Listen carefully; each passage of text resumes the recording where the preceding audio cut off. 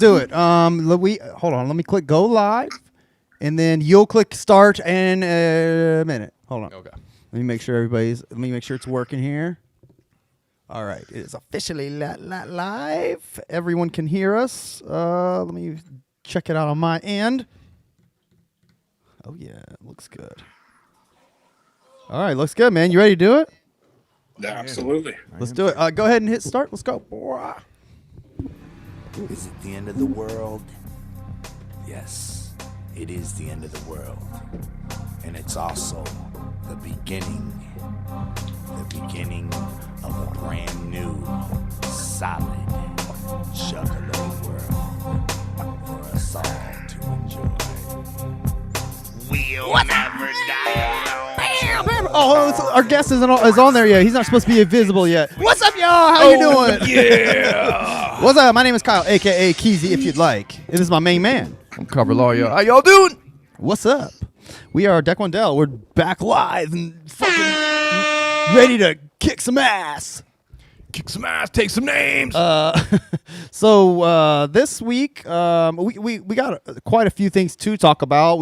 There was Juggalo Ohio. There was the Brian Kuma Juggalo gathering event that we went to. The Juggalo Gathering event. Yep, there was that. That's what it was. And so there's those. There's the new Violent J single. We're gonna get to all that. But you know what? We're not a fucking news podcast. We are a Juggalo podcast. I smell cock in the air.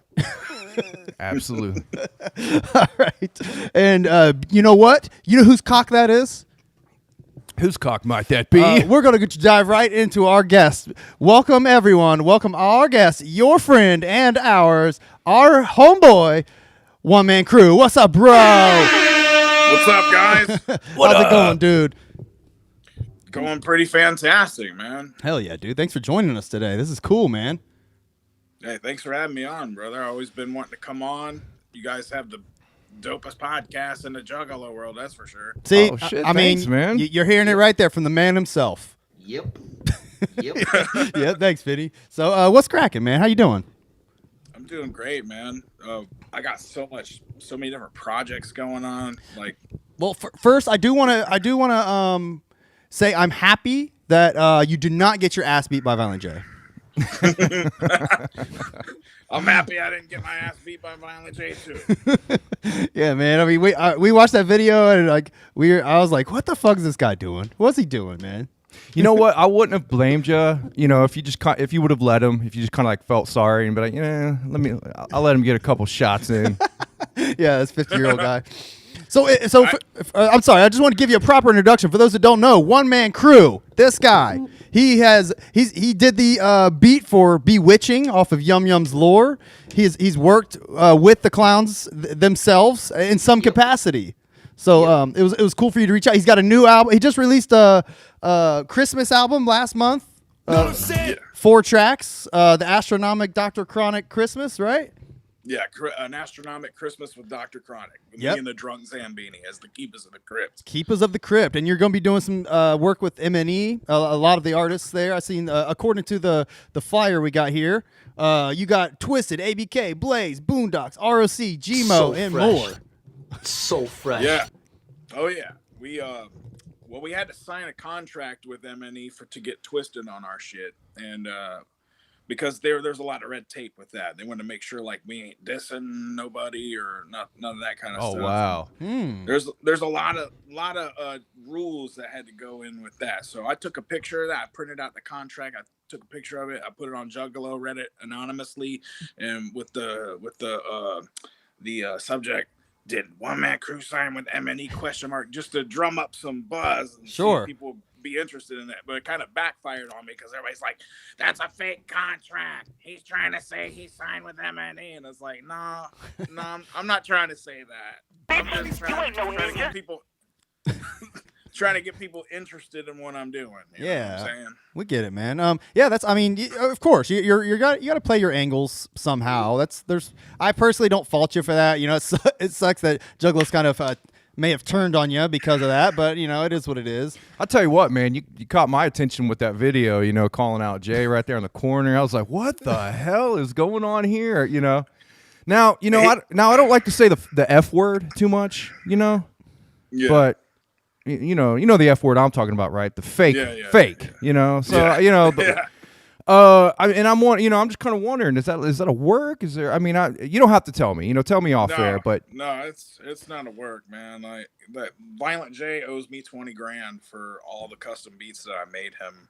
Like I worked for Psychopathic as a producer for a year. I made like between anywhere from 40 to 50 custom beats for ICP.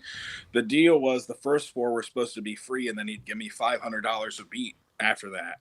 And so for a whole year, I kept cranking out custom beats. And when I moved to Detroit from Guam, I was living in Guam when he gave me the deal, and he told me to come back over this way because they could use somebody of my skills, because I have more than one skill. I'm not just a music producer and an artist and a wrestler. I also do graphic design. I do video editing and audio engineering, all kind of different stuff. So he told me that they could really use somebody like me, so that if I wanted to make all the other goals that I have come true, then I need to come back there and work with them hands on. So that's what I did. I moved over there and I came to Detroit, and then I sent him a text, and he was like, "What are you talking about, bro? We ain't hiring." He just basically kind of like gaslighted me and act like he didn't say all the things that he said. Yeah. And I let that go for a long time. I didn't say anything for a year. I kept it, I kept it secret. I didn't want the whole world knowing my business like that. So Sure. I just kept it inside for a long time. And over the course of the year leading up to now, I kept sending him emails and stuff, like basically reaching out, like and giving him the olive branch, like, "Hey man, can we just start over? Like, how can we just work together some more? Like, I mean, I don't know what went wrong between you and I, but like I poured my heart and soul into all those beats for you, man, and I feel like I just kind of got screwed over." So what was so he kind of like it sounds like he kind of to you he reneged on your deal. That's exactly what it is. So I guess the question is just like we've seen the I mean, if you go to your Instagram, OneManKru Instagram, you'll see you've posted some screenshots of the emails and text messages and stuff. Like Violent J called you a fucking retarded monkey or some shit, which I ain't gonna lie, that was kind of funny, but heartbreaking. If Violent J called me a retarded monkey, I'd be like, God damn it. I will say that it was funny, but also at the same time that that's kind of cutting deep. It's like, you know what, I get it. That's like, almost like a challenge. It's like, pulling, trying to pull my manhood, my man card, So I'm more curious to the specifics of the initial deal. Like you said that you were supposed to get forward beats. Like, how did this deal actually look? Was there paper involved, or was this just like some text messages sent back and forth? I'm just curious to know, just because I know some juggalos are gonna be like, why the fuck would he uproot his life off of like somebody saying, "Sure, bro, come do this"? And so I want to know, there had to be something there where you were like, he's serious, like he really needs me. Like, what was it? Well, the thing is, man, is like nobody on Psychopathic ever signs anything. Like, that's a misconception. Like when everybody says I signed with Psychopathic Records is the most illegitimate record label on the planet. Like, and you can ask Tally Demon, she'll tell you. Like, she was with them, she never signed nothing. They had distribution deals, but they never actually had a record deal with anybody. So any producer or artist never actually signs with Psychopathic. It's all like handshake deal bullshit. Okay. And so I reached out to Violent J on Cameo during the pandemic because I had a bunch of beats on my laptop that I had made in my spare time. And I wrestled for JCW at the 2011 gathering, and I met Violent J there. So I texted him on Cameo. I paid like $20 to send him a message. And I was like, "Hey, man, I don't know if you remember me. I met you at the 2011 gathering. Since then, I've really leveled up a lot as a music producer, and I got a bunch of beats on my laptop. If you want, you could just have them, because I'm not going to do nothing with them." So he's like, "Yeah, sure. Send me some fire." So I sent him the beats, and he was like, "We listened to them, man. We didn't find any that we want to use, but keep sending us stuff." I was like, "Well, how about this, man? I'll make you a couple custom beats and then tell me what you think." So I made him 2 custom beats. And then when I sent him those, like, he was like, marking out hard. Like he was like, man, this beat is dope as fuck.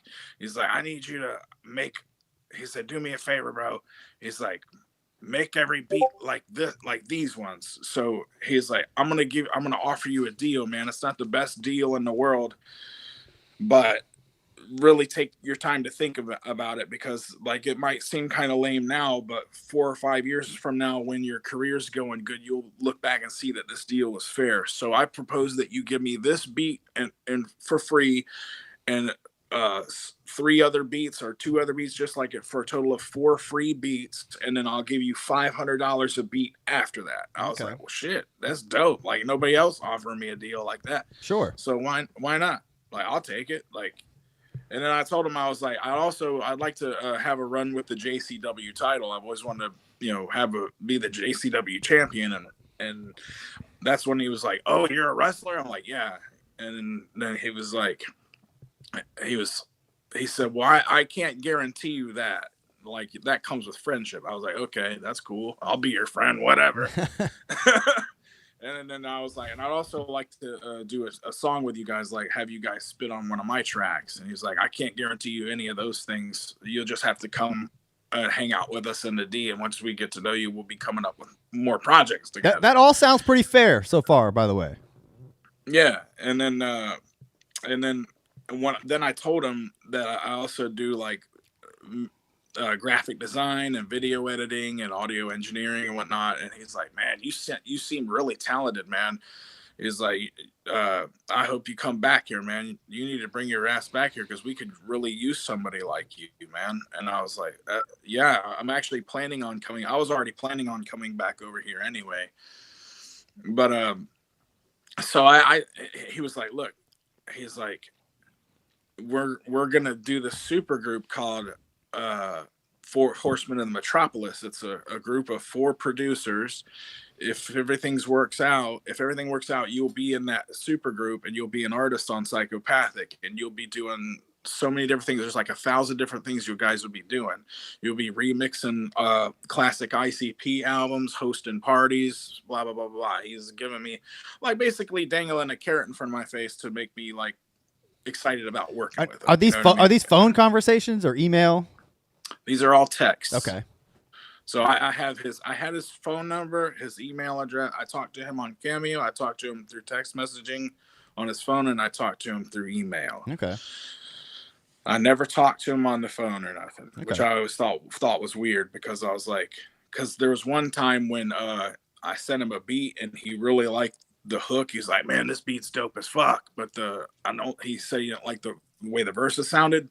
So he was like, he's like, I want the beat to go, the 808 and the verse to go boom, boom, boom. He said that in a text? Yeah, on an email. And I'm like, okay. That could be interpreted like 4 or 5, 6 different ways as a producer. You know what I mean? It could be the first 3 patterns, boom, boom, boom. It can be a triplet sliced over 4 patterns, boom, boom, boom. It could be the first, the third, and the 5th pattern, boom, boom, boom. It could be so many different things. I think he got too used to that alien music. Quit listening to that damn alien music. I did have a question though. Did you ever have any suspicion that like you were actually talking to Jay? No, I knew I was talking to him, because you have to like, when you're on Cameo, you have to be verified that, if you're going to be on there making videos and stuff. So I knew I was talking to him on Cameo, and then he gave me his number and his email, and his emails is so obvious that it's him. violentj@gmail.com. No, I don't want to put his email. I know. He don't give it to a lot of people, but yeah, blank@psychopathicrecords.com. That's funny. So, I mean, and right there, that's, you're having this, I guess this conflict, business conflict with Jay, and you're choosing not to completely go out, give his email out and stuff like that. I mean, that's, that's cool, and handle it like a man. Hopefully one day you guys can settle your differences. That would be cool to see. I mean, we're not complete marks. We're ICP. We understand that, they're in a cutthroat industry and they probably gaslight and they've probably done this for years and they try to get what they can and do what they can, but I can definitely see where you would get caught up in this shit and be like, I'm not fucking with this. I'm gonna go call him out on a street corner. And I mean, that's some man shit. I get it, man. But did you ever think like, man, if he actually shows up, am I really gonna like let loose on this guy? Like, well, I would have let him get the first punch. I mean, because I'm 40 years old. I'm still in my prime. I mean, I have heart problems too because I got electric shock that knocked my heart out of rhythm, and I have asthma. So I mean, I'm not like the perfect healthy person or anything. Were you up to what if he were to show up that day and like try to have like a cool chill conversation? Is that something that was still on the table, or were you just over it by that point? I would have talked to him. Okay. I'm just curious, like, I guess what I'm trying to get to by asking that is I'm just trying to gauge, like, it's obvious that you're a juggalo. I'm going to go on a limb and say you've probably been a juggalo for a long time. So getting to work with Violent J, it's every young juggalo's fucking dream. You know what I mean? And you got that opportunity and it kind of blew up in your face, unfortunately. You got to see a little bit of the behind the paint, so that's got to kind of suck. And so I guess my next question would be, what do you feel like? How do you still feel as a juggalo then after all this?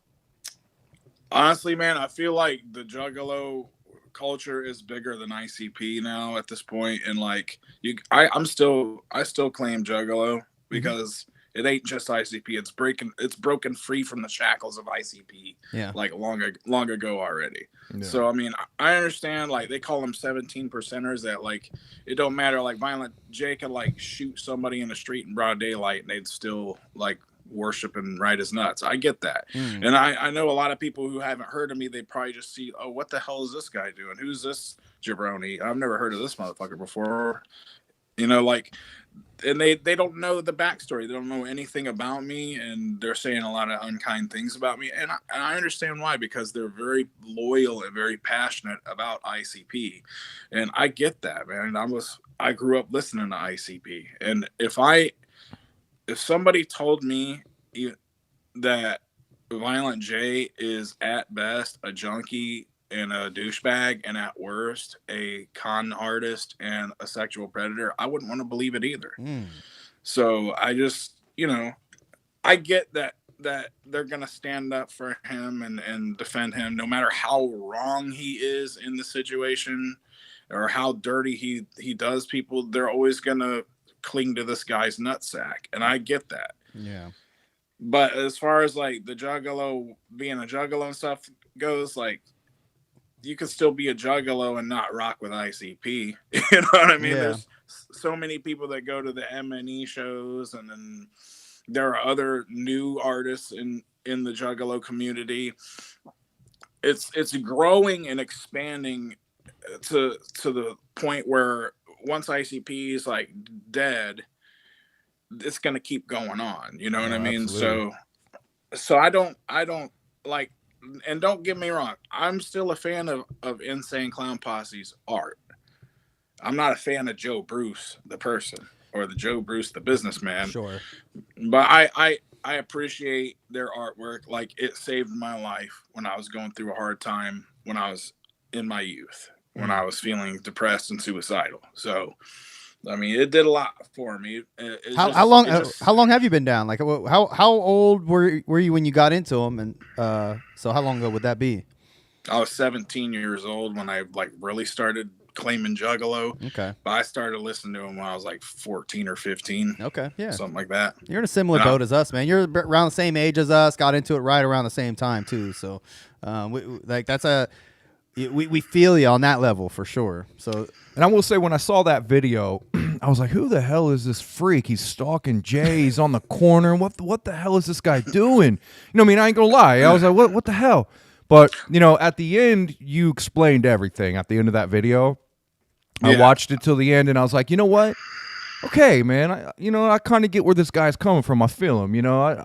I see where and I hope that, I really truly hope that there's some way you could settle this, and that, people realize that I truly believe, you're doing what any man would or should do, and stand up for what you're doing. Now, I can say this, that may be a little naive. I might say it was a little naive to actually believe that, you know, Jay would work with you, but the fact that he's sending you texts and stuff like this and shit, I get that and I understand that, and it builds you up and you're like, oh, okay, cool.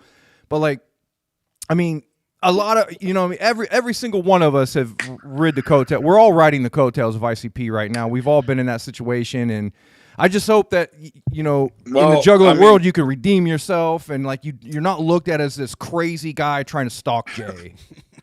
Dude, I produced a song that was like on a hit record for ICP. The Yum Yum's Lure. It debuted on iTunes hip hop rap albums as #1. I produced Bewitching on there, so that right there is like enough for me to like, okay, yeah, I'm really working with these guys. They use my beat, so that right there is legit. So at that point, I'm like, okay, yeah, this deal's legit. It was solidified for you right there. Yeah. So and like a lot of people have a misconception. I didn't challenge Violent J to a fight. He challenged me to a fight. I answered his challenge by going to 10 Mile and Power Road. Yeah, and you explain it all at the end of that video. Yeah, so I will say that I did watch that till the end. And like, I got this newspaper called Pacific Daily News, which is a USA Today affiliate. They did an article on me producing that song on Yum Yum's Lure. I had to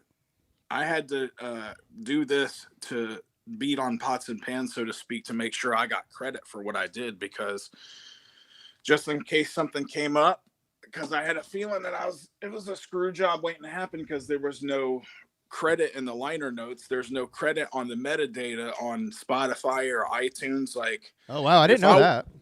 That's what I'm saying, man. Like this isn't about, it's about the principle of how are you going to use somebody's music, get paid off of it, continue to make money off of it, not give the person proper credit, and then not pay them for what you said you were going to pay them for, and on top of that, going to shit talk them and treat them like a jabroni. That's the thing, man. Like, my honor was disgraced. Yeah, and I felt that. I did feel that, and I did see that when you were explaining at the end of that video. So I will say, I understood after I watched that. So let me ask this then. How did the meeting with Twisted come about? I didn't meet with Twisted until I saw him at Fright Fest. Like, are you familiar with Intrinsic? Yes. So I've been dealing with Intrinsic for, I don't know, maybe 12, 13 years. And I was on one of his mixtapes, the Underground Hustlin'. Okay, yeah. I made a song with Esham, and I had submitted that and another track to UGH34. And so since then, I started doing a little bit of business with him, or inquiring about prices of certain things. Like, I hired him to do a DVD cover for me for one of my wrestling DVDs. And over the years, like, I would inquire about prices for certain things. And okay, I almost jumped on that Lex the Hexmaster strictly for my Ninjas mixtape, but when I found out that there wasn't going to be any back end points for anybody or anything like that, I decided not to get on it. But looking back, I wish I would have jumped on that, because it would have been pretty cool to have in my discography. But so I guess let me ask this. Let me rephrase my question. Then, since you haven't met with Twisted, or I just know that you're working with a lot of the artists, and you have obviously signed stuff with them. So what was the process like to work with Twisted? Like, how do you even get to work with Twisted? So you met them at Fright Fest. I was getting to that. So Intrinsic, he works for Magic Ninja. Okay. So I came to him, and I negotiated with him to get basically all the top acts on MNE for like a really, really discounted price that most people don't normally get. Okay. So I was able to get all the guys that we wanted to work with: Twisted, Blaze, ABK, ROC, Boondocks. We were able to get them for like probably less than half of what they normally cost. Nice. All right. That's dope. And then so basically from that point, we just sent the money and the tracks, and they send us back the waves of each feature, and that's it, man. We had to sign, like I said, we had to sign the contract with Twisted. Can you talk more? Can you talk more about that contract? Like you said that they had like stipulations. What kind of stipulations? Other than obviously they didn't want you to diss them or ICP, or what was it? Let me see if I can find it real quick. Okay. I might have it up here. I like knowing like the inner workings of how some of these deals go and shit, because you don't get too many opportunities to talk to people who have gone through it. So this is it right here. Okay. Anybody who thinks this is a fake contract, here's a real fucking MNE contract. Says these are the rules. Number one, there are to be no more than 4 total artists to be on the track. Number 2, Twisted and Magic Ninja Entertainment are not responsible for any promotion for this track. 3, prior to posting for sale or download on any social media or digital outlets, you must contact George with the track for approval. 4, Twisted may only be listed as a featured artist and not as a main artist in the form of track title featuring Twisted. This track is not to be used as a cipher or promoted as such in any way. Before Twisted records their verse, the entire track must be sent to George for content approval, including but not limited to beat, producer, other featured artists, lyrics, and content, etc. 7, this track is to be used in no way as a diss track or deemed defamation of character to anyone. Oh, interesting. Yeah. 8, you shall be entitled to provide the one-time payment of, I'm not going to say how much, required upon execution of this agreement unless otherwise prior written agreement exists. This payment shall be inclusive of all monies due with respect to services rendered for the creation of the composition and master. You agree and acknowledge that the fee specified here in this paragraph shall be deemed as a so-called all-in fee. I see. I mean, it makes sense why they make the rules like no more than 4 artists, because motherfuckers will pay for the track and then just get all their buddies to like, oh, I got on a fucking Jamie Madrox's try to pull a fucking Wu-Tang on them. Yeah, man. Well, I think really what they are worried about is us getting it for the price we got it for, charge another artist to be on it. Yeah, you know what I mean? That. Like, I see. Okay. I mean that. Hey, at least they give you a fucking contract to sign. I mean, it's more than ICP did for you. Yeah, they're legit. MNE is a legit. Why do you think everybody leaves Psychopathic and goes to MNE? What it sounds like to me is what happens is, especially with this Violent J shit, like the way he's texting you, he probably gets motherfuckers hitting him up all the time, offering him shit, yada yada. So of course he's gonna fucking let it, like, oh yeah, send me some shit. Yeah, you send me some shit too. He's gonna collect all this shit no matter what. That way he has a pool to pull from. But then all of a sudden when it comes time, he just fucking uses it and doesn't want to do anything else. Well, I talked to somebody. I'm not gonna mention his name, excuse me, because he and I had a conversation recently. He's an artist that's on the MNE. But I'm not gonna like, I don't want to put him out there like that. But he and I were talking about that deal that me and Joe had, and he said, honestly, man, it sounds like he does that to every to every producer just to get free beats. Like, yeah, like he may have intended to pay you if he liked a certain amount of beats, but he probably is like finesses so many different producers with that same deal and just collects on the 4 free beats and then never pays them nothing. That's what he told me. It makes you wonder though, why did that work out? How come it went sour for you, but he kept working with like Shaggy the Airhead and Devereaux, who were making beats coming in right at the same time as you? Well, they were already working with there was like already like a degree of favoritism towards those guys because they had already been working with Ouija Mac for years already at that point. So like that's another thing. Like, I was kind of looking at it like, okay, I think this guy's kind of sleeping on me because he has a certain like favoritism towards other producers. So then when he admitted to me that he didn't even listen to like most of the beats I sent him, I was like, this son of a bitch. Like, I've been pouring all this time, effort, energy, putting my heart and soul into all this music for this motherfucker for a year, and he didn't even listen to the motherfucker. Like, I wanted to kill him. Yeah. Like, seriously. Yeah, that's a shame, man. It sucks it went down like that. For what it's worth, I did listen to quite a bit of that when you released a year after Yum Yum. You released that Here's What Yum Yum Could Have Sounded Like, with all beats that you made for. I assume those were some of the custom beats you made, and a lot of them were very tight. I could see ICP rapping on many of them. I remember seeing that around that time too. I remember seeing that video. I had no clue who you were, but I that video made its rounds. You'll have to go back and edit the description, though, because I listened to it last week, and you give him way too many props. You can't have that on there now. Well, I know. See, here's the thing: the psychology of the juggalos, I understand it well. And for some reason, every single time something doesn't work out with somebody with ICP, the juggalos automatically are like, "Fuck this guy." Yeah. Like, no matter what the circumstances are.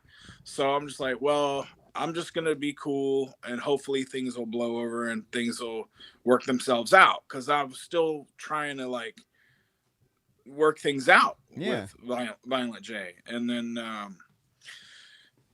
fuck, I forgot what I was going to say. It's all right. Something really important, and I wanted to tell you guys. Well, So one of the reasons, another thing I got to tell you about the significance of signing a deal is, like, the reason the MNE guys can all use their names on MNE that Violent J created on Psychopathic is because they never signed nothing.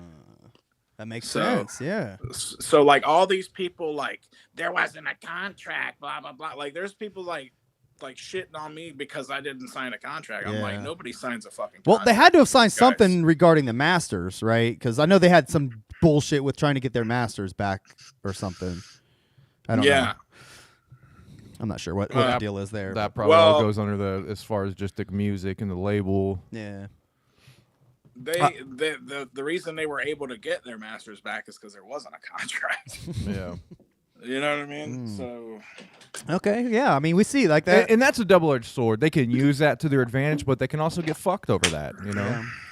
I mean, it's been working for them this long, I guess. Although like you said, man, like Psychopathic Records, at one point it might have been kind of a legitimate, legitimately looked at source of like a record label of underground artists, but now it's like a shell of its former self. And this is kind of what I see. Psychopathic is they're like a tight knit kind of family. You have to be accepted into the family. Yeah. It's not really a label. There's no contract. It's a family. You have to be accepted in. You have to almost be like, you have to prove that loyalty, and then they'll accept you in, and then even then they'll still, we're not, we're gonna fuck with you. But like that's the difference between an actual label, a contract, and just getting into something like ICP. It's so different. They're, and it's not like a real record label. It's like it's ICP. Yeah. It's like it's more like mafia style shit, dude. Yeah. It's crazy. It's like it's Juggalo style, bro. I mean, it is what it is. You know what, man? But I'll tell you what, man. Like I said, I was like, what? Who is this guy? But you ended up intriguing me to the max. You're a fascinating figure. I really want to see where you go with this. I've just started kind of deep dive into what you're into and what you do. You seem like you're on a path to try. You're trying to get into the music business and stuff, and you realize that it is a cutthroat business. So, I wish you luck in this journey. I've been making music for 20 years. I made over $200,000 independently. Yeah, I mean, so you've been in it, so you understand. You understand the rounds. I guess messing with someone like Psychopathic is just a whole different monster. Yeah. Well, it's just that saying, "Don't ever meet your heroes." Yeah. In most cases, that's true. That's not true. I've worked with a lot of established artists prior to my experience with Violent J. I worked with Jimmy Bauer from Down and I Hate God. I worked with Esham, Bizarre from D12, Lil White, and they're all cool. They're all super cool. And I've wrestled with a lot of guys that I watched on TV, and most of them were super cool dudes. It's just like this one particular individual ain't so cool, in my opinion. No. I mean, that seems to be a pretty common trend, man. So like Carver said, I think it is. You just have to be. If you're not in, like you're not really gonna get in, And unfortunately, these days, the only way it seems to get in is to be fucking butt buddies with Ouija Mac. So Who wants to do that? Honestly, Literally. glad you have a similar feeling, man. We don't really fuck with Ouija Mac around here. Yeah, I mean, I could take it or leave it. You know, it's a new day. It's a new thing. You know, let people like what they like. Come on, I'll man. let them. I'm still gonna say it sucks. I wanted to tell you guys about how I've been, and I'm telling you, I kept my mouth shut for over a year for a reason, because for this past over a year, I've been engineering my revenge in the form of success to spite Violent J. So I've got this album dropping with all the M&E guys on it. That's like the cherry on top of the icing on top of the cake. Sure. That's not even like the main things that I got going on. I've been booking all of Violent J's guys from JCW and beating them all. And like I had Corporal Robinson come out of retirement and drop. He never lost the JCW title, so we got like a replica of the JCW title, and we called it the Lineal World title. And he dropped it to me, and then I got a custom belt made, so that and then I defended it against Madman Pondo, Congo Kong, Rhino, Eugene, like all of Joe's like favorite guys he likes to book. And like, here's the thing though, it's not, people are looking at it like, oh, this guy's a mark, he got a fake belt and he's beating all these booking and they don't know why I'm doing this. Right. They think it's just because like I'm trying to be a facetious prick against Violent J, and it's that part's true, but there's a reason I'm doing that, because I've got a deal for a TV show on Fight called Legends of the Underground. I'm licensing all the footage of these matches. They're gonna pay me to air my wrestling matches on TV, and then on top of that, I'm shooting a documentary series called Wrestle Gaiden, which follows the story of the Lineal World Championship of Professional Wrestling. It goes deeper than the actual JCW shit. Okay. When Corporal Robinson beat Scott Hall at Bloody Mania, Scott Hall was the WWC Universal Champion, and he was the Lineal World Champion, because the WWC Universal title traces back all the way to when Ric Flair and Carlos Colon had a steel cage match, and Carlos beat Ric Flair to unify the NWA World Heavyweight title and the WWC World Heavyweight title to create the Universal title. And Carlos Colon was the only person to beat Ric Flair twice during those what they call the Phantom title switches, where sometimes Ric Flair would go to another country or something and let the guy beat him, but they never recognized the title change. But since Carlos Colon beat Ric Flair twice, that's a significant thing. So we're starting the lineage of that lineal title to that time when Carlos beat Ric Flair. And then the series, the Wrestle Gaiden series, every other opponent besides those JCW guys, and some of those were like former JCW champions, but everybody else is like a former world champion in like WCW or WWE or ECW or some other promotion. Like, for example, Rhino, he was like the last ever ECW world heavyweight champion when they went out of business. So that's the story of that, is like, this guy has a claim at being a lineal world champion, because since he never lost that title. And then like, I'm wrestling Dan the Beast Severn on April 8th to shoot the finale of the first season, and he never lost the NWA World's Heavyweight title. When they stripped it on, they just basically took it from him and gave it to NWA TNA, which is now Impact Wrestling. Damn. And then I'm wrestling Shane Douglas on March 25th. He never lost the XPW World Heavyweight title when they went out of business. And now XPW's back, and they got a new champion. But storyline wise, though, Shane Douglas can say that he could have a claim at being lineal world champion because he never lost the XPW title, and so on and so forth. I just wrestled Tony Atlas. See, the thing with the lineal world title, if you know anything about boxing, is in order to be the lineal world champion, you have to beat the man who's beat the man who's beat the man, and so on and so forth. So even if you get stripped of the title of a belt, you're still a lineal champion because you never lost the title. I see. So Tony Atlas, like he was like a former world tag team champion. He was the first ever African-American world champion in pro wrestling, being one half of the world tag team champions with Rocky Johnson. And at that time they pushed him like to the moon. He beat Hulk Hogan like 4 or 5 different times. He beat Macho Man Randy Savage, Ric Flair, Sergeant Slaughter, Iron Sheik. So storyline wise, like he beat all these guys that are world champions and legendary, like Mount Rushmore level talents. So that's like the storyline for why I'm wrestling that guy. Is this guy's beat them all. So if I beat him, I'm just as good as any of these guys. You know what I'm saying? So basically the Wrestle Gaiden project is to not only get myself over as a talent and also get the title over, but also to build the brand Wrestle Gaiden, which I plan to run shows under Wrestle Gaiden Live. So there's that. Wrestle Gaiden, like Ninja Gaiden? Yeah, Gaiden means side story or spin-off. Cool. Okay. So you're trying to take that live around the country? I don't know if it'll be around the country, but like I want to do something where we can have like internet pay-per-views and stuff like that, like to where who knows? I don't know if how big it'll get, but almost like a studio, like a kind of like a studio setting wrestling type of thing. That'd be kind of cool. The possibilities are endless. I just got to see how the actual documentary series goes. If it gets over, if I can make some money off of it, if I can make a lot of money off of it, there's a lot of different possibilities. I know there's the guy that I know that's doing the Legends of the Underground on Fight. He told me that if my documentary series is good, that he can get a deal fast tracked, where I can sell it to Fight or something. Damn, or bro. license it to Fight. I hope that shit works out. That sounds really cool, dude. I did have one question. Utmost respect to Tony Atlas. Is it true? Mm-hmm. Is it true about what they say about him? About what he likes women to do to him? Yeah, he likes getting beat up by women. he likes. I mean, yeah. nothing but respect to Tony Atlas. He's a legend. But yeah, I heard he likes. I mean, do they like to? Do they step on his balls? I don't know what I didn't get too much into detail.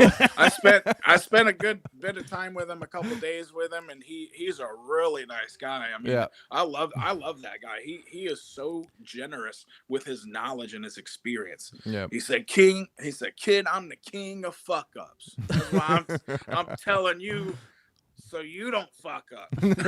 That's cool, man. Man, it seems like you've got a wealth of knowledge in the wrestling business. I would definitely like to deep dive that. You should probably write a book one day. Put this when this J stuff is finally done, put that in there.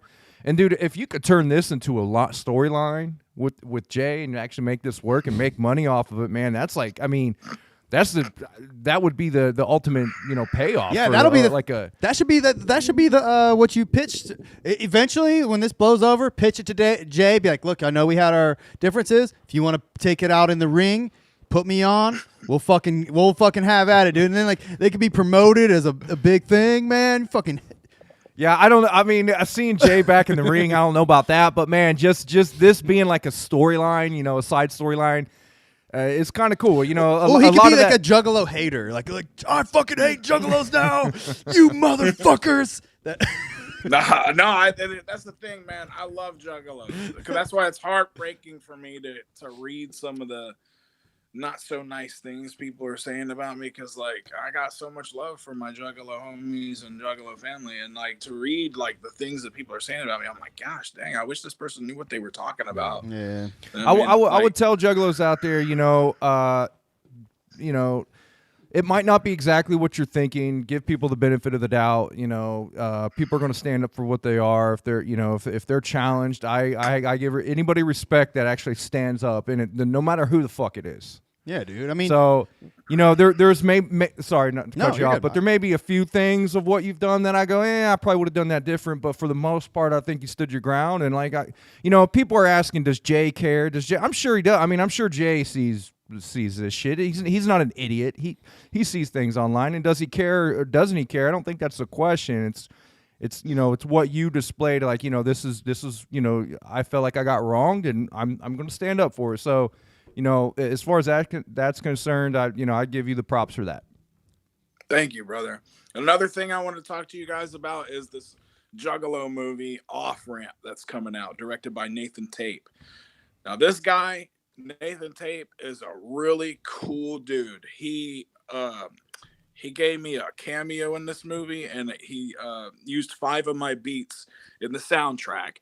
And he paid me SAG-AFTRA minimum for 1 day on set, which is like $404. And then he gave me 2 different contracts for the sync licensing agreement. So I'll be getting like royalties for that movie like until it becomes public domain. Hell yeah! When's that coming out? Right now, it's in the film festival stage right now, where they got to play it for like executives and stuff at film festivals, and then if what happens, see, a lot of people don't know how the independent film thing works, especially when you're dealing with like low budget films and stuff, independently funded, is you make the film and then you screen it at film festivals, and then at these film festivals they have executives from different distribution companies and film companies, and if one of those executives likes the film, then they'll try to pitch to the company to make an offer to distribute the film. So right now it's at the film festival stage. Okay. Cool. So it's all edited, ready to go. It's just once it's out of the film festival circuit, we'll start seeing it on Amazon Prime or some shit, I'm sure. I know a lot of those hipsters go to those film festivals. Those hipster guys, you know what I mean? You know? Dude, I want to go to the. I'm one of those. Oh, okay. I want to go to those. We don't have them here. Well, I know they hate everything, so usually, I wouldn't take their, I wouldn't take their word for it. That sounds, dude. You got your hands doing a lot of shit. You're spinning a lot of plates. Got a lot of shit going on. This Violent J shit is just like one of the 50 plates that you're spinning. Fuck that one, man. You got enough other shit to keep you busy. Like, there's a thing, like, a lot of people are like, who's this nobody? And it's like, well, I was already a somebody before I ever worked with ICP. I mean, I was a big star in Japan as a pro wrestler for like 6 years. That's sweet, dude. Yeah, and I did see that, man, and that is very intriguing to me. I would love to hear some road stories. We should have you on again and tell us some road stories, man. I want to hear some shit like that one day. So. I got one for you. Sure. I got a really, really funny one for you. So my sensei, his real name is Tadahiro Fujisaki, but he wrestles as Fugo Yumeji, or Master Fugo, because he's the first ever Japanese Vietnam Viet Vo Dao sensei, which is a Vietnamese martial art. He went over to Vietnam and he learned it, and he became the first ever Japanese Vietnam Viet Vo Dao teacher. So when I first started going to Japan, he was training his first class of people, and I happened to be in that first class, and I stayed with him for about 6 months when I first went to Japan, and he was sitting at his computer desk, and he was telling me about a story about a wrestling promoter named Nakamura, who used to be the boss of 01, and he used to work in the office at 01, and he told me that he wanted to run his own show to see if it could be a success, because he always wanted to wrestle in front of a huge crowd. So he promoted at like some huge arena, and he made like a $10,000 gate. So he brought the money to Nakamura, and Nakamura took the $10,000 and gave him back $200. Like as a show of loyalty, he gave him all the money from the show, and then Nakamura gave him back $200 for wrestling at the show. So I said, "Wow, what a cocksucker!" And he goes, "Cocksucker? you know cocksucker-san?" I was like, "Cocksucker-san? What are you talking about, bro?" And he said, "Cocksucker-san wa full contact karate magazine no editor desu." I said, "What?" And so he shows me this magazine called Full Contact Karate, and the editor's name is Mr. Kakusaka. Cocksucker-san. Kakusaka.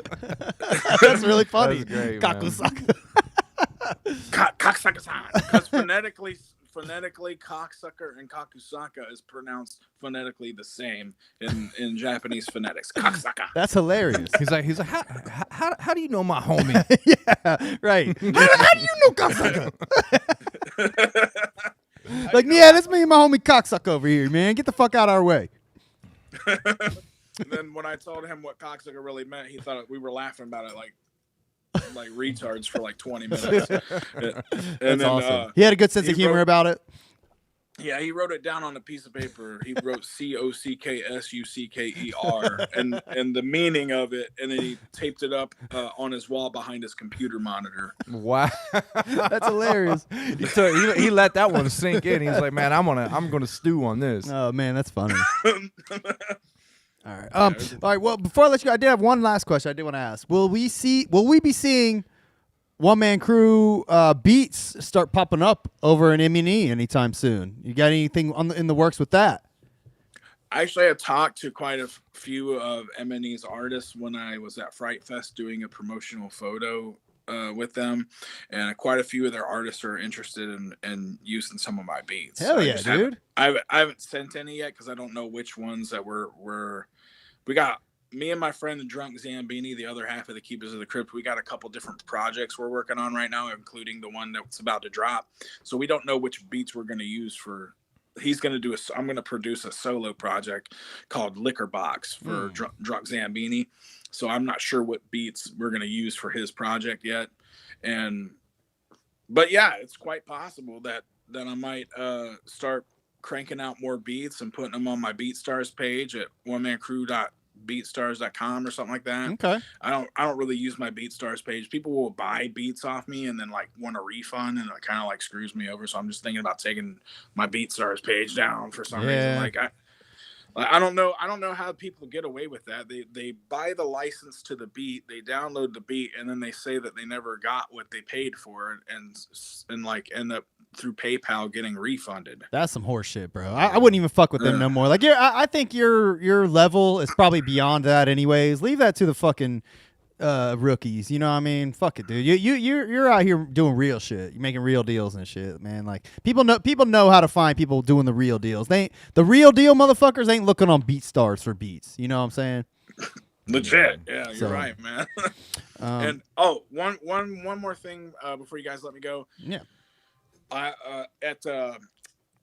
prowrestlingtees.com/OneManKru, we got 6 new Astronomic Dr. Chronic t-shirts up, and then we've got the OneManKru Bloodthirsty Savage t-shirt. Every single t-shirt sold, I donate $5 to St. Jude Children's Research Hospital. And actually, Jerry Springer did a commercial for me for that too. Oh, that's dope, dude. That's awesome. Really cool. Go to prowrestlingtees.com and get some OneManKru shit. You get a cool shirt and donate to a good cause, man. And once again, your album, The Astronomic Dr. Chronic, coming out 4/20. Look at all those features on there, bro. Damn. Gmo Ski, bro. Look at that. Yeah.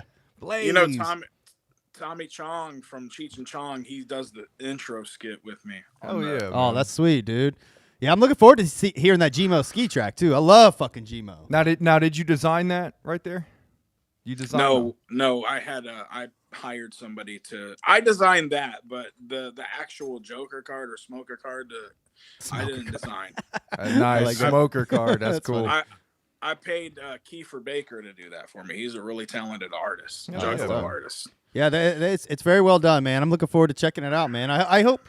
I know this. Your entry into the Juggalo world has been tumultuous, but I hope the Juggalos do hear you out and give you a chance, man.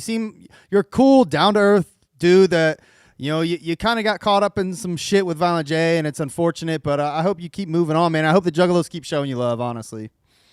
I hope so too, man, because I love all the Juggalos, like even the ones that are like emailing me trying to challenge me to a fight and stuff. So. Come on, guys. Tell them to meet you in the fucking ring. Don't be dumb, people. It takes a lot of patience dealing with some people, but don't sweat it, bro.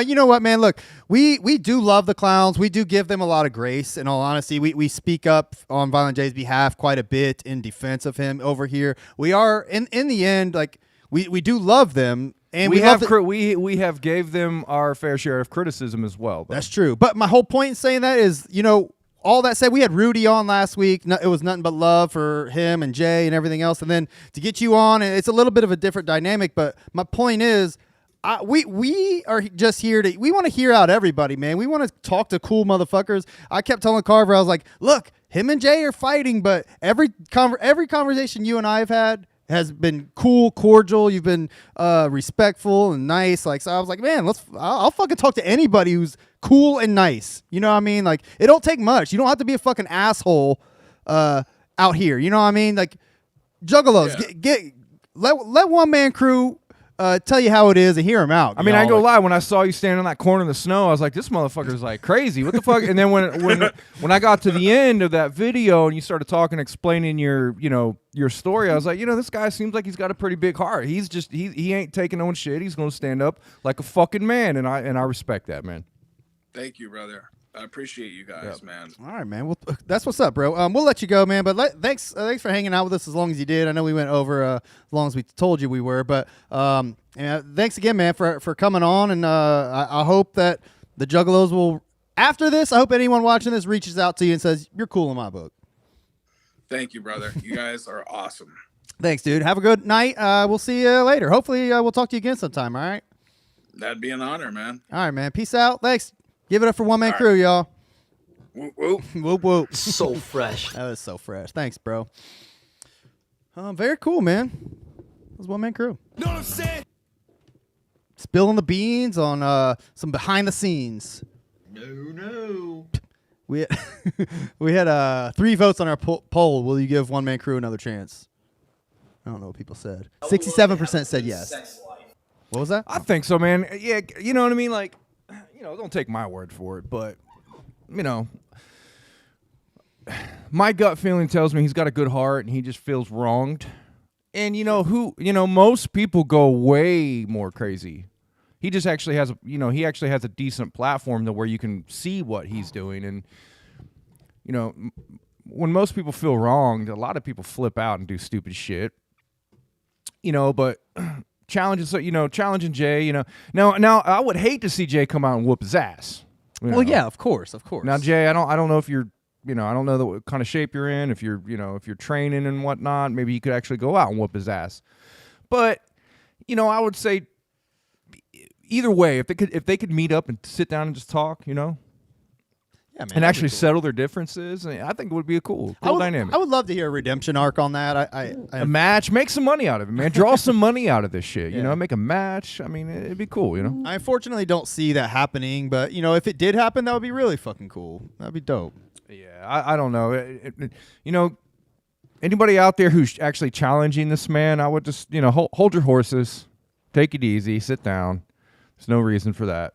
Yeah, I think the Juggalos are having a hard time viewing our stream, for what it's worth. I don't know what the fuck's going on. Yeah, I can't change it during the stream though. What the fuck y'all want from me, huh? Yeah. Oh well. I mean, if it's bad, it's bad. We'll fix it later. And very interesting topic, very interesting person. I really can't see anything. I really can't see other reason why not to give him another chance. I wanted to have One Man Crew on here and be like, yeah, man, this guy's a fucking asshole, but he's just too nice. Yeah, he's too nice of a guy. He's the guy that kind of got fucked over, honestly. Like, I truly believe that. Like, I mean, and it's not all his fault. I mean, Violent J, obviously, he was kind of a dick to him. I think it does sound like, but once again, I think that to One Man Crew, he was like in. To Violent J, he's like, who the fuck are you still? Yeah. And then there was just an obvious difference in understanding of that relationship. So it's unfortunate. I know myself. I would never ever think that I was in ever. Like I don't know. Maybe there's a level of naivety, being naive to that. But sure, unless I was sitting in front of Jay and he was handing me money and and I was seeing him for months on end and working with him, I would not think that. So, but that's just me. That's just how I am. It's very hard for me to trust anybody, especially in the music business, Sure. And it's just, someone like Jay's been doing this shit for so long. He's probably been fucked over many times. I would imagine he's fucked over people many times. And it's just, to him, it's an everyday thing. It's business. It's the way they make their money and run their life and do their shit. And you gotta think Jay's, he gets excited and talks, tells people, builds them up, and then fucking 1 week he's probably, completely forgot about that and feels differently. Yeah, you're right. I wouldn't be surprised. Mental health plays probably a big role in that. So I would imagine if you have your head on straight and you're not really suffering from a lot of mental health, working with people that are that's going to get in the way. And you know, obviously we all know Jay suffers from mental health. He writes about it, makes songs about it. You know, we understand this. We understand the addiction problems. We understand all this shit. And we understand that Psychopathic is a close-knit family vibe, you know. So it's probably hard for somebody to come in like that, you know. But Violent J did kind of give him a shot, and sounds like it was at a bad time. You know, Violent J, obviously, we know he's been struggling with addiction and shit. It's around this similar timing and stuff. So there's probably just a lot of fucked up shit. I mean, we can speculate all day. And for Violent J to call people names and be like that, I'm not gonna hold that against Jay. That's the Jay we always brag about. You know, we love. We want Jay to go. I couldn't back, help you know? but laugh when I saw. He's like, fuck off, you retarded monkey. I did laugh at that. Now where was that? That was he shared it on his Instagram, on OneManKru's Instagram. It was an email Violent J sent to him after he talked about him working together.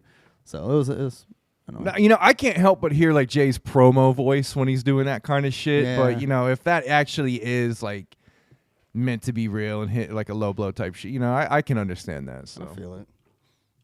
Let me ask: is the video choppy? Because if so, I'm gonna stop the stream real quick and bring it back. But we don't have to. We could just kind of get into our thing and wrap it up. Because the recording will be good. I can always re-upload it. Okay. Well, I think I'm gonna go take a pee-pee. I'll be back. All right, turn that off. You hang out for a minute. Don't do that. Quit it. I don't need that either. Get out of here. I'll hold it down. Don't worry. I'll start talking about Violent J's new song. All right, they did say it's choppy. Audio's perfect. All right, hold on 1 second. I'm gonna see if we're gonna try this. It might fuck up the stream. We're gonna find out. I'm gonna stop the stream real quick and then try to bring it right back after I change the setting. Hold on. Oh, it says you will not be able to reconnect. Your stream will stop and you'll no longer be live. I'm scared of doing that. That didn't happen last time. I think they're full of shit. I don't think that'll actually happen. I've not changed anything. Don't fucking know. I don't get it. Was there any demand? If there's any demand for us to move to a different platform, one of these days? I haven't heard of any demand. We're live again, by the way. Okay. People should be able to hear us again. Let me just make sure. Hopefully it's good. It says excellent connection, just like it said when we first started. Yeah. All right, we're good.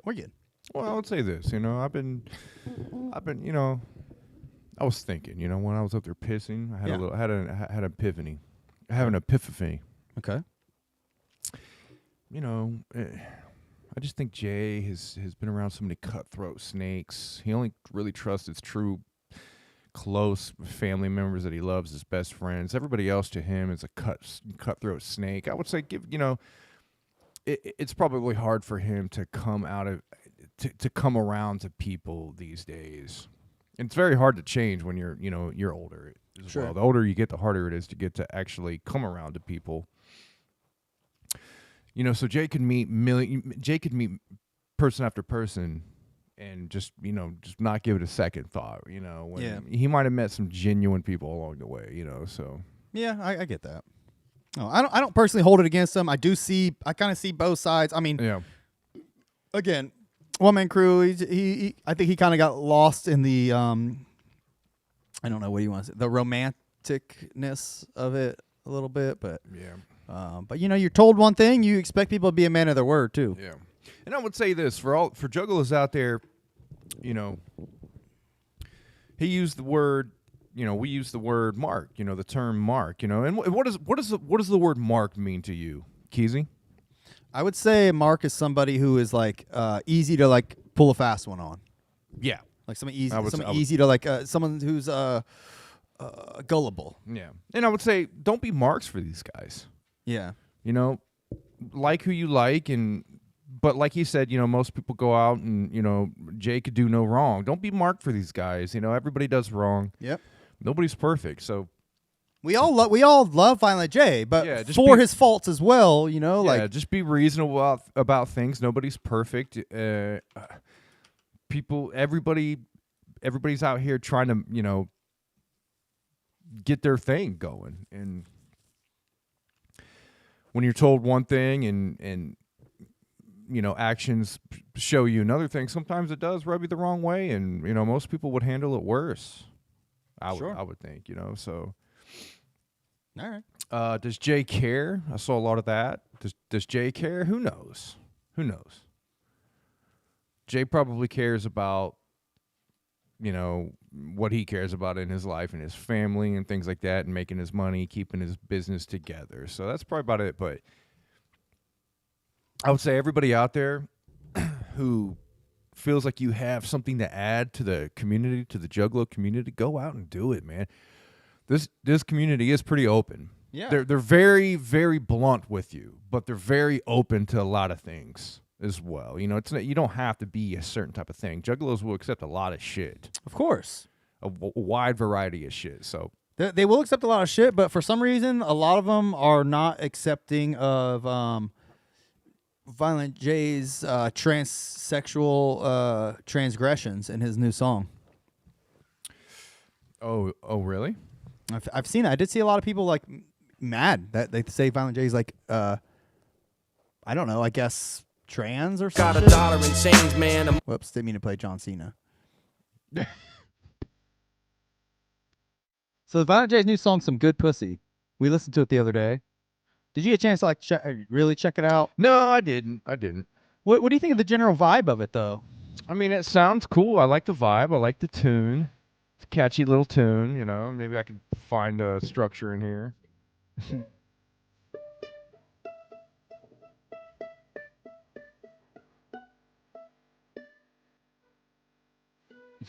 I think it's cool, man. I like it. I know a lot of people haven't been liking it, but that's okay. I think it's cool. Yeah, do I love it? No. I don't love it. Okay. Will I ever turn this on and listen to it if it's not already playing on like an album or something? No. Why? Because I just don't like it that much. I really don't. It's a cool tune, but I could hear so many other people do this tune and still like it as well. I get it. I feel that. Piece of pussy too. I did see he was selling shirts with the "Some Good Pussy" artwork on it. So you get on Psychopathic Vault and buy. I can't pull it up, unfortunately, but I mean, I don't hate it. I will say this though, on this topic, okay. of you know, sexuality and things like this. Here at Dick Lundell, we've said things that we probably regret, right? Well, like when we say fag. When we say words like that, yes. Okay, yeah. So what I'm trying to do, or what I'm proposing today, is, hold on one second. Okay, I'm listening. I'm waiting. Well, I'm just saying, Piece of pussy too. I smell cock in the air. That's such a funny drop. F the world. so when we use the F word sometimes, Yeah. The world. maybe we could switch. Maybe we could replace those words. With what? Like, you know, instead of saying fag, Okay. you know, why don't, or faggot, Okay. why don't we replace that word with like fidget? Fidget? Like you fucking fidget spinner or something. I guess if it bothers you and you'd rather do that, sure. Yep. Personally, I love saying faggot. No. Yeah, I mean, I'm just saying, maybe we can make both. Maybe we can make everybody happy. Maybe there's a possibility that we can make everybody happy.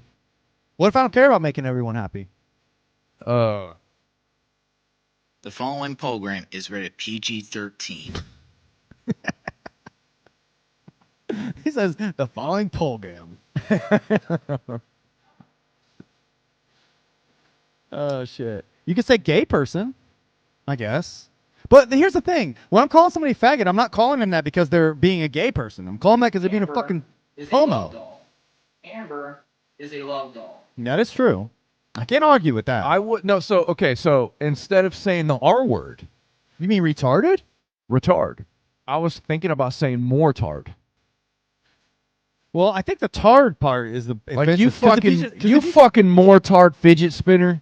it might work, but like I said, I think tard is the offensive part. Tard. Why? Just saying, because if you just call someone a tard, that's probably offensive too. Kind of like of the word faggot, fag is also, but got isn't. So instead of saying retard and faggot, maybe we could say Fagtards? We no. just call them all That's the fagtards. worst part. We would say regot, Oh, regat, Regets. yeah, regats. Yeah. That makes sense. Okay. Why are we talking about that? I just wanted to talk through that song because I don't really love it. All right. I think it's cool. All right, man. Let's get into crack tiles then. Oh, do you want to briefly discuss Juggalo, Ohio? Yeah. I hope everybody had fun. I wasn't there. The end. We didn't bother going because fuck it. But we did pick up our homeboy Violent J, the country singer. He was waiting in line at Juggalo, Ohio, and we were like, "Nope, bro, you're coming with us." We went and scooped him up. We stole him. We scooped him up from Juggalo, Ohio. We said, "Get over here," and we took him to fucking the Summit Music Hall, and we watched Brian Cage, aka Kuma. Or whatever how you pronounce it. Exactly. Kuma, who knows? We got him, and we went to go watch his show. And we dubbed and stepped the night away. We did. It was actually pretty interesting. We had fun, man. Annie Chang tore the house down. Oh yeah, she was pretty hot too. Yep. There was, I guarantee,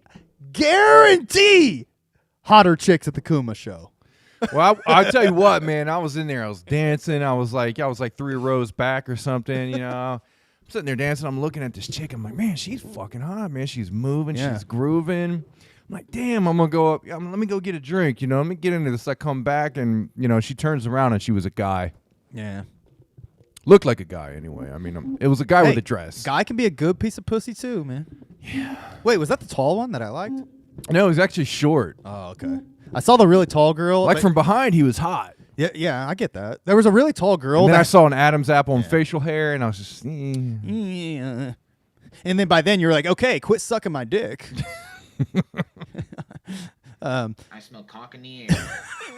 I can't remember why he said that. I just clipped that earlier today, and I don't know why he said that. Yeah.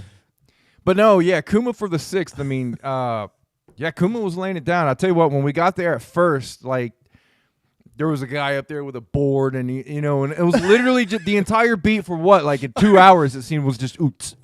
So when we first got there, and we're like, is this all it is? we first got there. There's a table, and a guy is like sitting at the table, like at a computer, and like we assume he's setting up, and there's another guy right behind him standing with his back turned to you, and he's like taking wires out of a fucking mixing board and putting them in like a different hole and changing knobs. He's got like 2 big mixing boards. Who was the guy on the ship of the Matrix that did all the techie shit? I mean, that's what it looked like. Imagine the Matrix, like you're on their ship. Yeah. And all the wires are there, and this guy's like, and the only thing that's happening is it's going.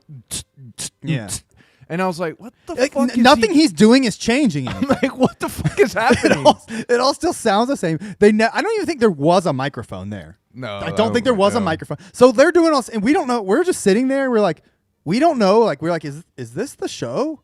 I almost regretted not going to the Ouija show at that point. But then Annie Chang came in, and she just kind of slid in there, and like, she started doing shit on the board and stuff, and like, oh, okay, I guess it's her turn now. Yeah. And she started fucking doing shit, and like, what was cool though is when she came up, they had like a little camera that was projecting her face on this like projector behind her. Yeah. And they had these cool like effects, like zooming in on her face the whole time, like, and so she's just like, but she seems very serious. She's like, Yeah. Oh yeah. She looked serious, like she was into it. so like she's doing shit, but like, as far as I know, she could have just been hitting play. She could have literally just been like doing taxes or something. I know. We would have had no clue. No fucking clue. But she looked hot, and the screen was there. The music was cool. People were dancing. Then fucking Kuma came out. Well, first we were looking for him all night. Yeah. Like, where the fuck's Kuma? He didn't show up until like before he went on. And there's only maybe 50 people there. Yeah. And he finally did come out from the back. And we're like, oh, there's Kuma, yeah. and we didn't get a chance to like hound dog him or anything because he was busy. But then he kicked Annie Chang out, and then he fucking went behind there and tore the roof down. Yeah, like as soon as he got on, man, there's fog machines came out, lighting started getting better, like the beats started getting fucking cooler. Oh yeah, he at one point he played some fucking Salt and Pepper. Yeah, man, he was. You could tell he was doing shit. He was doing some shit for sure, and he would address the crowd too. He'd be like, "Yeah, yeah." He actually had personality. Annie Chang, God love her, but not one time did she look at. She might have shot a smile at somebody up front. Yeah, she barely did anything. But Kuma actually they had a camera. I mean, in that camera, he actually looked down in it, and it was cool. There was a little bit of personality there. So yeah, man, Kuma, he was a lot of personality. He does. I mean, he showed a lot of personality compared to the other people that were there. If you want to go just have like a pretty chill night and like dance the night away with some hot chicks, check out a Kuma show. Yeah, bro. there was definitely some hot chicks there. There was some hot dudes, human beings there. There's hot human beings, gender neutral human beings there. So yeah. I mean, I would have touched whatever was between their legs. Yeah, I mean there was shit going on. I didn't know. I was looking at things. I saw like curves, and that was it. I mean, it was cool. Yeah, man, it was fun though. It was literally like that scene in The Matrix when they're all dancing. Yeah, it was. That's what it felt like. I don't know why I keep bringing up The Matrix. Maybe I just like all techno music goes back to Matrix. I never been to a techno or dubstep show before, so that was really cool, man. Yeah, it was pretty cool. Yeah, man. If y'all see Brian Cage Kuma coming to your town, go see him. And don't Ouija Mac, go see Kuma. I will say that line was huge, man. There was a long ass line. Whoever went to what is it? Juggalo High? I don't know. Whatever. Jugahio. Whoever went there, I mean, it was. I'm sure it was packed in there because I've been to that venue multiple times, and we've performed there. Yeah, it's not huge, it's not small, but man, I've never seen a line there like that. So it was like sardines in there. I had to have been. There's no fucking way. Every picture I saw was just a bunch of kids in Chapter 17 shirts. And by the way, I don't ever remember kids really wearing their like Hatchet Man charms to concerts. Do you? I never did. I never did either. I was scared of it getting broke or snatched. Yeah. Every person that I saw in line had a Chapter 17 charm on their neck. That's crazy. I know. It was weird.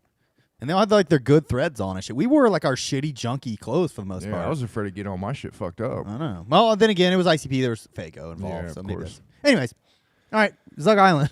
All right, let's do it. 20 years anniversary of Zug Island, bro. That long? Mm-hmm. Today's also, I'd be remiss if I didn't mention today was the 29th anniversary for the Ringmaster. Oh, 29th of the Ringmaster. Wow. 30 years next year. Yeah, we'll celebrate that next year. Yeah, we'll have to do a 30-year anniversary. So Zug Island Cracked Tiles, which by the way, I thought this intro was very reminiscent of our Secret Garden intro. Yeah, it might. Yeah, a little bit. Inspired by. Ours came out first. Actually, it might not have. If this is 20 years, this would be 2003, so that was before us. Yeah, Secret Garden came out 2003. 2005. Oh, was it? Okay. I think. You're right. You are right. Anyways, Zug Island, man. Cracked Tiles, I liked it. I mean, I was into it. Like when it came out, I bought it. I was like, cool, a rock band with Violent J on several tracks. That was really the selling point for me. Oh, Violent J's involved. I'll listen to it. Did you ever play any games while listening to music? Yeah, sometimes. She plays Super Nintendo, by the way. Super Nintendo. But yeah, man, Cracked Tills. Or whatever how you pronounce it. What is it? Tiles? Yeah. Tills? Tillies? Yeah. Good shit, man. Yeah, man. So what do you... I mean, it was a different time in Psychopathic. They were branching out. They were trying to do all kinds of shit. You know, I mean, it's like... Now they're pretty tight-knit. They do what they do. But like back then, rock bands, fucking, all kinds of gimmicks. Just all kinds of shit going on back then. I remember all their logos and stuff back then was like real Photoshoppy looking. You know what I mean? We were talking about the cover of this album in the Discord. Like we weren't quite sure what the fuck it was. DC schooled us though. He said that here it's hard to look at when it's on there, but look at it here. It's somebody said that this class picture in the background supposedly was like Violent J's like class picture. And I guess this guy has his pig mask, like he's getting looked at or laughed at by society or Well, I something. know the cracked tiles thing is like a Jay thing, too. He put it in his book. Whoever steps on the cracked tiles has to kiss Joe Bruce. Oh. Or the Bruce brothers or whatever. So, yeah, maybe that's what that's all about. It's like him feeling that feeling of the cracked tile. I never knew that. Yeah, I got that. I never made that connection. Yeah, I understood that. I actually don't... I never saw that class picture, though. Dude, I don't know shit about ICP. Read the fucking book, for Christ's sake. Why am I doing this podcast? You just don't know shit anymore, man. Come on. You're horrible. I don't know shit. I don't deserve this podcast. Let me tell you something, man. I know. Let me tell you something, man. We don't deserve fans. I'm mad that we're doing this. And you know what? After all that, after all that talk with OneManKru, and him shedding the light on Jay and shit, like We should just wrap it up. I'm with kind of that. fucking done with this shit as well. Well, I mean, just give me the word, man. We'll fucking wrap this bitch up and call it a day. I mean, there's a few things. It's like, why? Why do we care? Why are we trying? Like, you text me and annoy me all the time about this shit. I don't want to be here. Like Jay. Obviously Jay's an asshole. He doesn't like anybody. He doesn't like his fans. I mean, it's not going to get better than interviewing Rudy and OneManKru. Yeah. So what the fuck is? Why waste my time? Why waste any of our time or any of y'all's time? There's really no fucking point to do this anymore. Is what I'm saying. Fuck this. All right, let's just tear this shit Fuck apart. this shit, man.